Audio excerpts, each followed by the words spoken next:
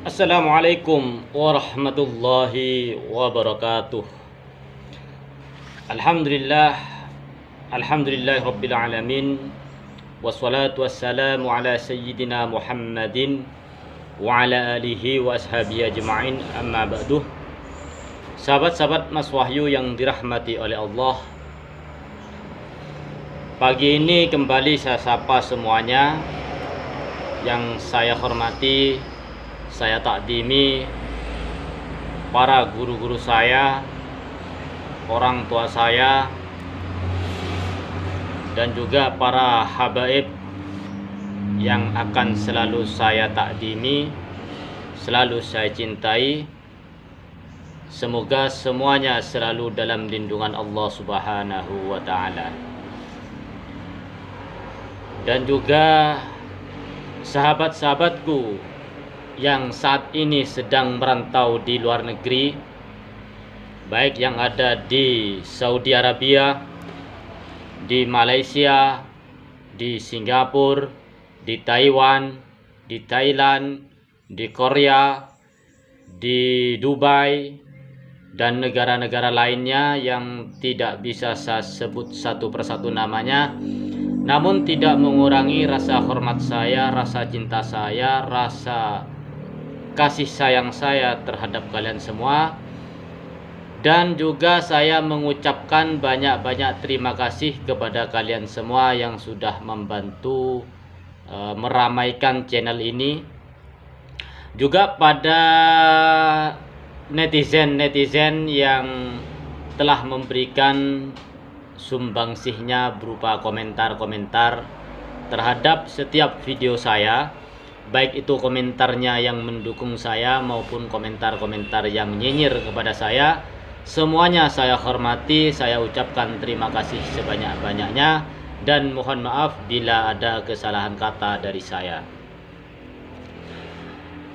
Siang ini saya ingin membahas atau menanggapi komentar yang pertama mengenai ucapan saya yang mengatakan bahwa si Gufron itu perlu dibawa ke rumah sakit jiwa. Ya. Saya diminta untuk klarifikasi dan diminta untuk minta maaf kepada Mama Gufron oleh pengikut-pengikutnya. Namun sekali lagi saya katakan dan saya tegaskan di sini, apa yang sudah keluar dari mulut saya tidak mungkin saya jilat kembali. Karena saya sudah menjelaskan alasan-alasan saya, sehingga memiliki dugaan bahwa si Gufron ini adalah orang gila, orang gak waras. Yang pertama, dia mengatakan bahwa dia sanggup menjadi gawang neraka. Yang kedua, si Gufron ini katanya bisa berbicara dengan para malaikat, bahkan bisa memerintah malaikat Mungkar dan Nakir pada saat pertanyaan di dalam kubur.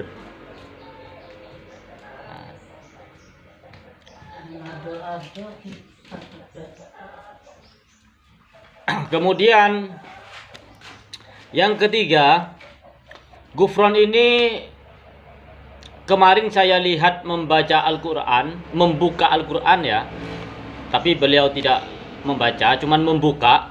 Dari cara membuka Al-Quran saja sudah tidak memiliki etika. Itu yang ketiga.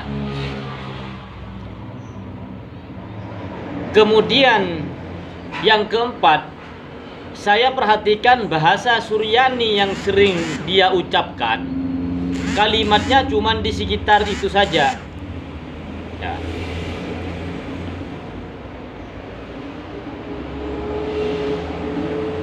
Di sekitar Makoli, Inna Rahmatan, Mekkah, Madinah.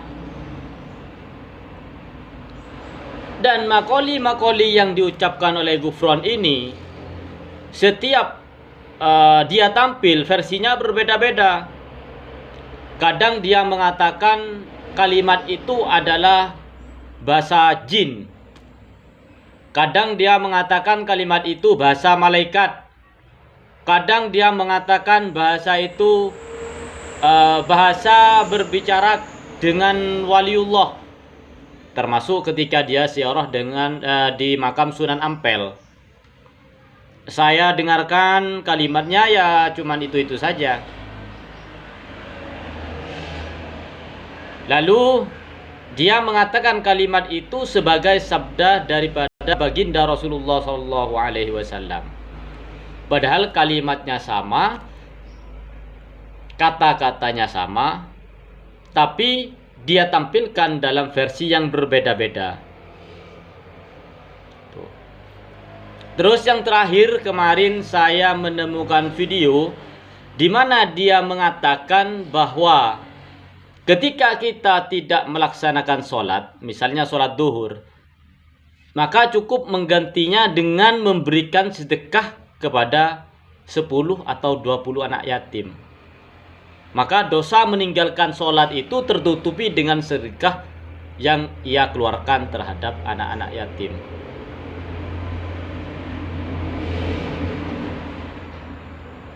Nah, kalau seperti itu kita biarkan, kita ikuti, maka kesesatan di negeri ini akan merajalela. Ajaran-ajaran Islam yang dibawa oleh para wali songo lambat laun akan terkikis, akan terhapus oleh ajaran-ajaran wali setan seperti Gufron ini. Maka ketika saya diminta untuk klarifikasi, ketika saya diminta untuk minta maaf kepada Mama Gufron, sekali lagi apa yang saya ucapkan, apa yang keluar dari mulut saya, sekalipun mati, saya tidak akan pernah menjilatnya kembali. Seharusnya Mama Gufron yang minta maaf kepada publik, kepada masyarakat atas apa yang dia sampaikan di ruang publik yang telah banyak menyesatkan umat.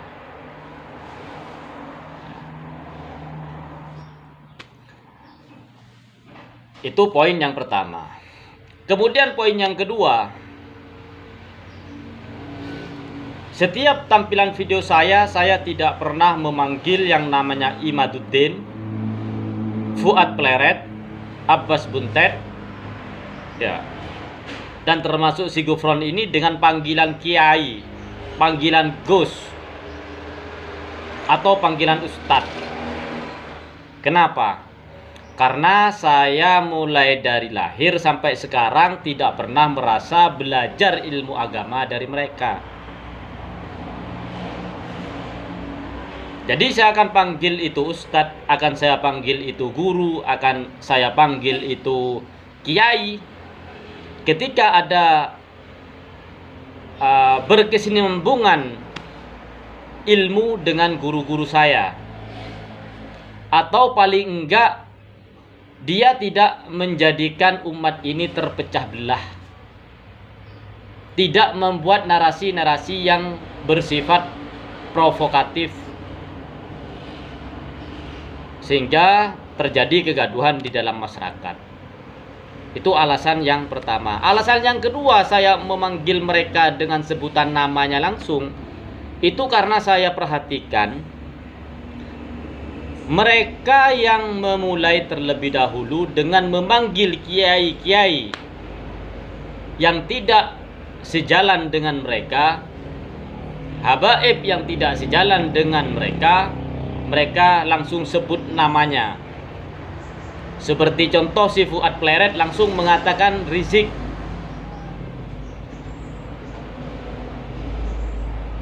Begitu pula Imaduddin. Begitu pula dengan si Qori yang mengatakan Ba'alawi Jahannam. Lah, orang-orang seperti ini apakah saya masih pantas untuk memanggil Ustadz, memanggil Kiai, memanggil Gus?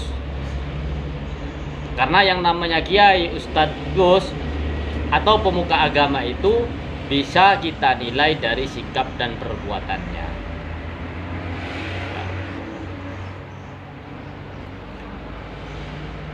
Loh, gimana soal habaib yang sering berucap kasar atau merendahkan ulama-ulama Nusantara? Kemarin sudah saya tegaskan, siapapun orangnya, baik dari kalangan kiai, kalangan ulama, kalangan habaib, bila mana tidak memberikan contoh yang baik, maka jangan diikuti. Cukup ya.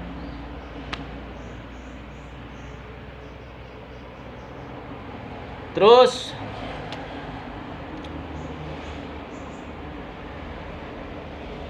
yang ingin saya sampaikan di sini, poin yang pertama sudah mengenai si Gufron, yang kedua sudah mengenai kenapa saya memanggil nama-nama mereka ini langsung dengan sebutan nama. Sudah saya jelaskan. Kemudian ada poin yang ketiga, ya. Saya sampai detik ini masih berada di barisan ulama, ya. Saya ulangi lagi, saya sampai detik ini masih berada di barisan ulama pecinta habaib.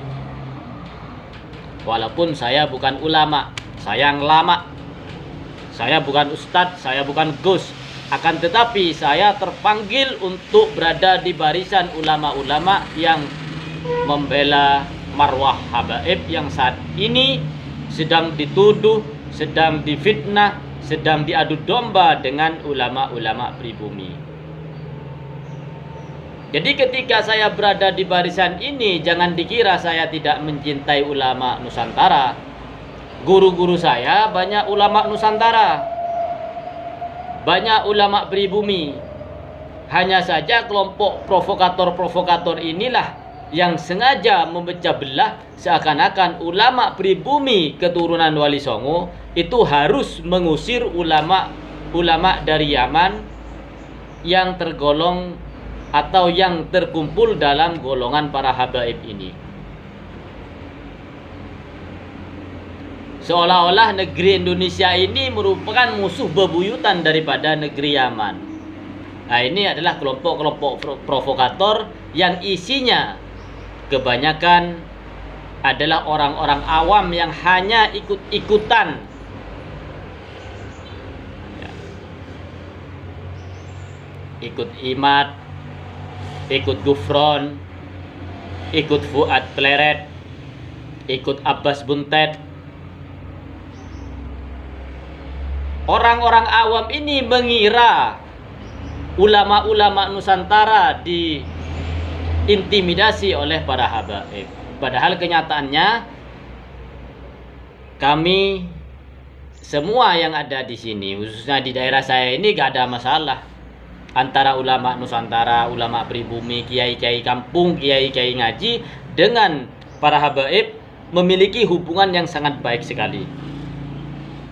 Jadi gak ada istilah ulama Nusantara memusuhi habaib, habaib memusuhi ulama Nusantara, tidak ada seperti itu. Yang ada itu oknum-oknum ulama, orang-orang yang mengaku dirinya ulama, mengaku dirinya kiai pribumi, mengajak kiai-kiai yang lain dengan dasar keturunan Wali Songo harus dilestarikan. Kemudian nanti kiai-kiai kampung ini akan dicarikan silsilahnya, disambungkan dengan wali-wali yang ada di daerah-daerah atau yang disebut dengan bujuk-bujuk kalau di Madura. Kiai-kiai kampung ini didatangi oleh gerombolan iman ini, kemudian diberikan masukan bahwa habaib ini nasabnya tidak tersambung dengan Rasulullah SAW. Ditanamkan kebencian kepada guru-guru ngaji, guru-guru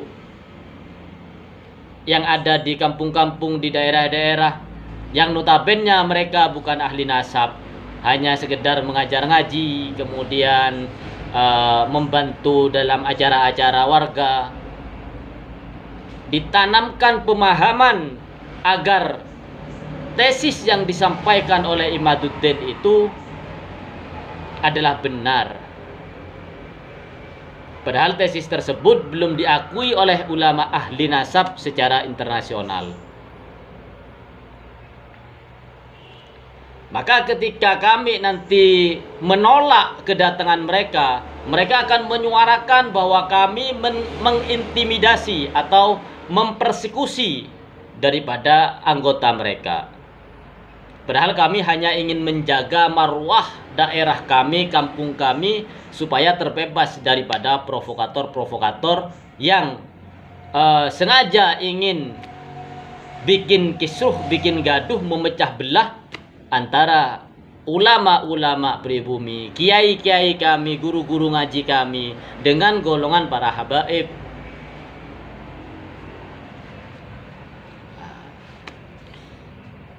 Terus yang terakhir ini yang ingin saya sampaikan kepada saudara-saudaraku dimanapun berada, terutama yang ada di Madura.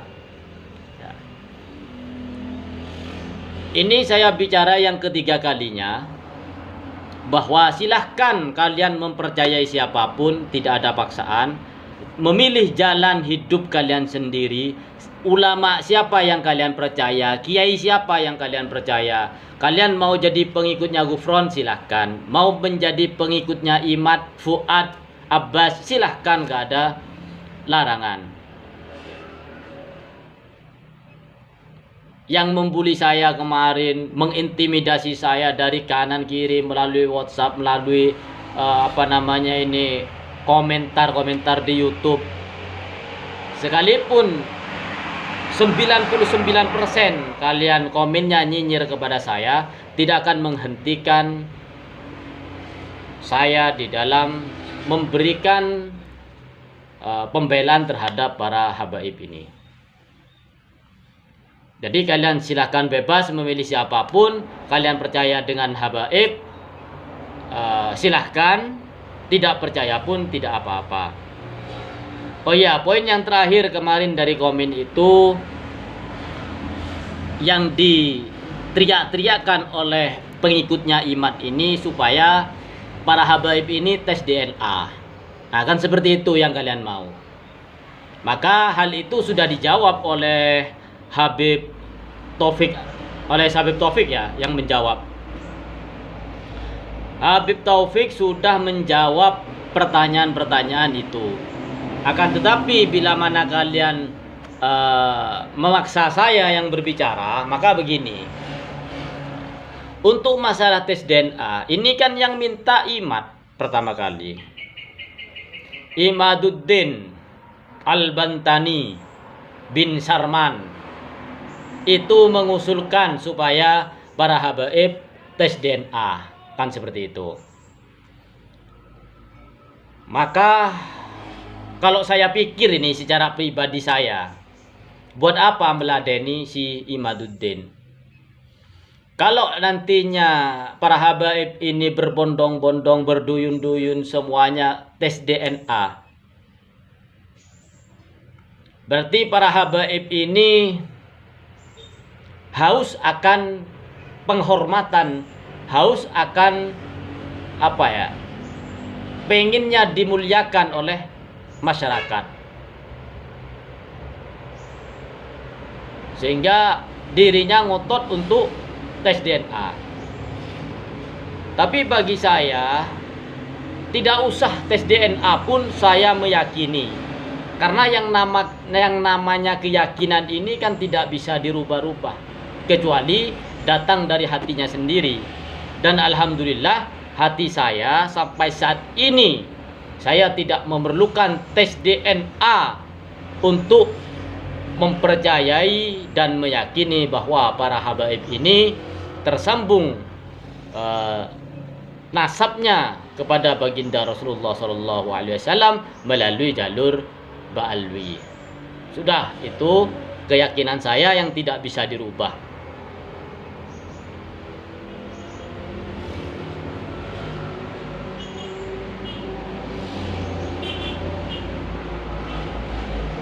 Jadi dari poin pertama, kedua, ketiga, keempat, bahkan yang terakhir ini sudah saya jelaskan bahwa apapun tekanan dari kalian, apapun komentar nyinyir dari kalian, apapun caci maki dari kalian, itu tidak akan menggoyahkan pendirian saya sedikit pun. Begitu saudara-saudaraku. Baiklah, Saya tidak ingin panjang lebar karena nanti akan dicari kesalahan saya.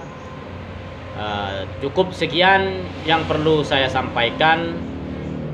Maka apabila ada kehilafan, kekurangan, atau bahasa saya yang mungkin masih belepotan, saya minta maaf karena ini adanya saya bukan dari golongan ulama, saya bukan kiai, saya bukan gus, saya bukan ustadz. Saya cuman sampah yang diangkis oleh salah satu santri daripada habaib ini, sehingga saya bisa menjadi orang yang lebih baik, orang yang lebih bermanfaat, orang yang lebih berguna. Mudah-mudahan saya istiqomah mencintai guru-guru saya, baik guru-guru dari kalangan ulama Nusantara, dari kalangan ulama pribumi, lebih-lebih guru-guru yang ada di Madura semuanya, tanpa terkecuali kiai siapapun, ustadz siapapun yang ada di Madura. Salam takdim dari saya, salam hormat dari saya buat lora-lora juga yang tidak saya sebutkan namanya satu persatu. Saya mentakdimi kalian semua tanpa rasa terkecuali, lebih-lebih kepada para habaib yang ada di bumi Madura. Mohon maaf saya tidak bisa berbuat banyak untuk para habaib. Saya juga tidak bisa berbuat banyak untuk guru-guru saya. Namun ini yang bisa saya lakukan untuk menghalau para provokator-provokator yang akan merusak tatanan akhlak di Madura, terutama di daerah saya. Ya, saya tidak sebutkan Madura secara luas karena nantinya akan ada timbul komentar bahwa di Madura seperti ini, di Madura ini seperti ini. Khususnya ini yang saya jaga adalah daerah saya, wilayah saya yang ada di kampung saya. Saya sudah sepakat dengan teman-teman untuk menolak datangnya provokator-provokator yang ingin merusak tatanan akhlakul karimah yang ada di desa saya. Demikian yang bisa saya sampaikan. Sekali lagi saya mohon maaf. Wabillahi taufiq wal hidayah. Wassalamualaikum warahmatullahi wabarakatuh.